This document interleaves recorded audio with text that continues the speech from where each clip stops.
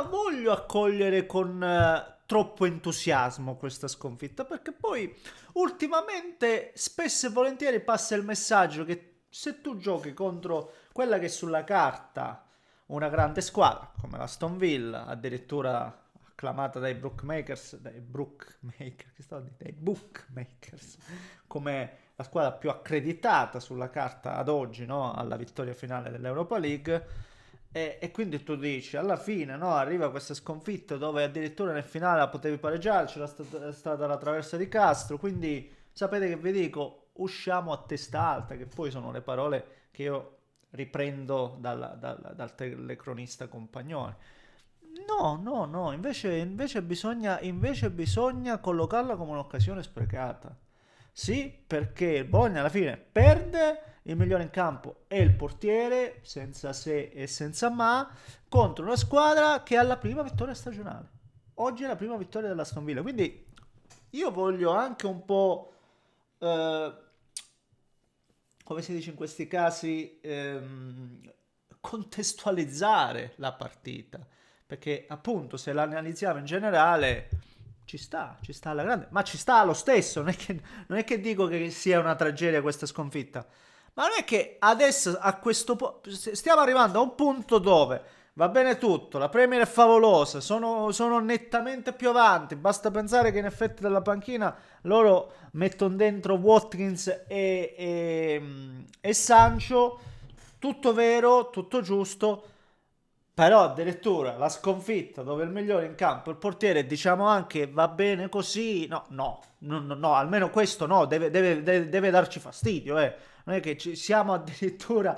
Non so se mi spiego, perché è un po' tortuoso il mio ragionamento e me ne rendo conto, però voglio deve far male perché si poteva fare di più secondo me, perché visti i primi 30 minuti sono stati veramente brutti, dove poteva andare 3-0 la Aston Villa e poi non avremmo visto neanche una buona reazione e un buon controllo della gara da parte del Bologna, soprattutto nella metà e nell'ultima parte, no? Nella finale, da metà in poi, diciamo così. Quindi questa è la cosa che mi premeva dire. Poi, certamente, si sono viste cose buone, altre meno buone. E siamo qui a discuterne insieme, va bene? Dai, facciamolo. Spero che sia, ribadisco che mi sia espresso in maniera abbastanza lineare, insomma, direi. Comunque, se volete lasciate un like per il solito discorso legato all'algoritmo, iscrivetevi per seguire i prossimi contenuti, vi invito anche a passare in descrizione dove trovate tutti i vari profili social, Telegram, Instagram, TikTok e compagnia cantante. Vi ringrazio perché il vostro supporto non manca mai. Grazie davvero. Apprezzate anche questi contenuti che sono leggermente meno mainstream, diciamo così, però a me piace seguire l'italiana, specialmente in Europa, ragazzi, dove vorrei vedere le nostre squadre imporsi e a me dà fastidio vedere che spesso e volentieri poi c'è divario, ecco, a me non piace, non lo so, forse come si dice, il retaggio, eh, l'eredità un po' che raccogliamo dai vecchi fasti del nostro calcio e compagnia cantante. Fatto sta che, ribadisco, malissimo, dobbiamo dire le cose come sta, malissimo, no? I primi 30 minuti, forse sì, l'approccio, per approccio facciamo, non vogliamo fare come Pioli che una volta disse, no, ma i primi 4 minuti, no. Male, specialmente dopo aver subito il gol, ne poteva prendere subito altre due, delle uscite tempestive di Skorupski, un paio di situazioni pericolose create dalla Aston Villa, giocate, ripeto, il Bologna che non riusciva, errori che venivano alti, Skorupski che la dà a Freuler che subito la mette su e si fanno aggredire.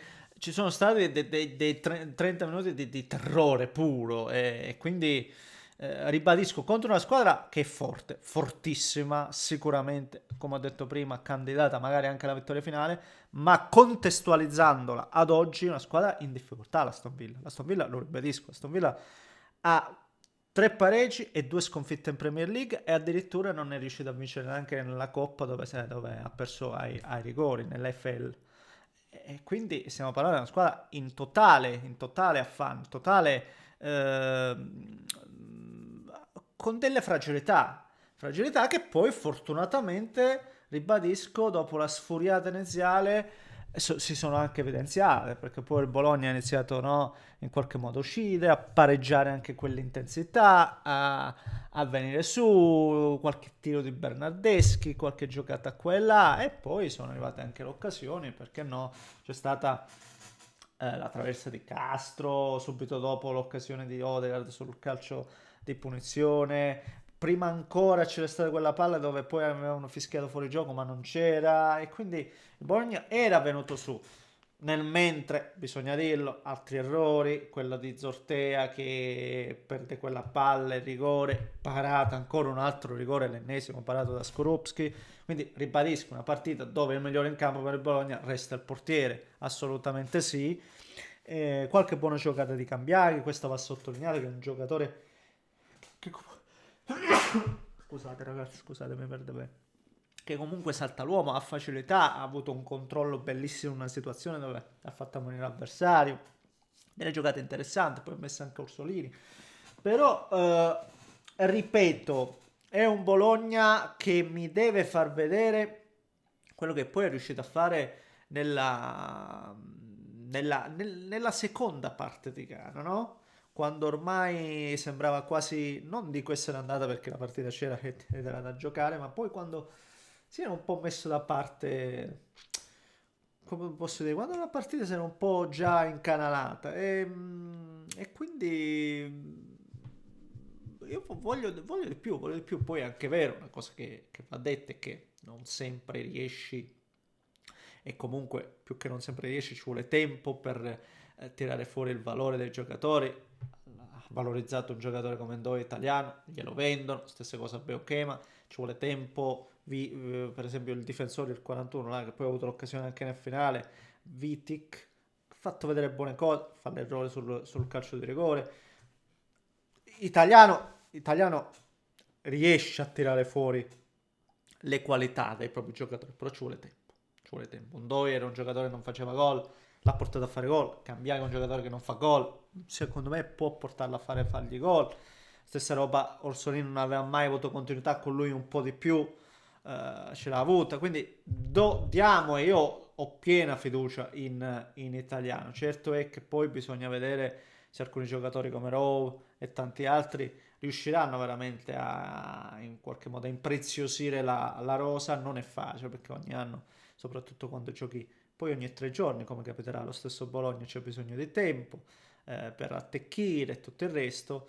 Però dispiace perché oggi potevi, magari perché no, portarti a casa un punticino contro la Aston Villa, dare un segnale e magari far partire la stagione, perché è un po' come l'anno scorso, ci devi ancora un po' ingranare Bologna, però sono sicuro che anche come nella passata annata non voglio ripetere l'errore dicendo che quest'anno non si ripeteranno, anzi no, io voglio cullarlo questo sogno, no?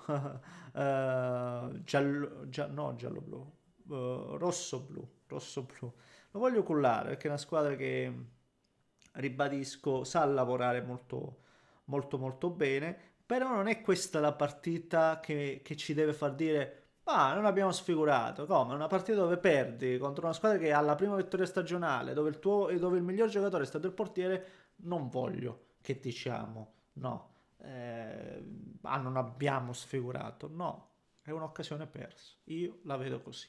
Signori, fatemi sapere cosa ne pensate voi, commentate, like, se volete iscrivetevi al canale, un grande abbraccio. Danese.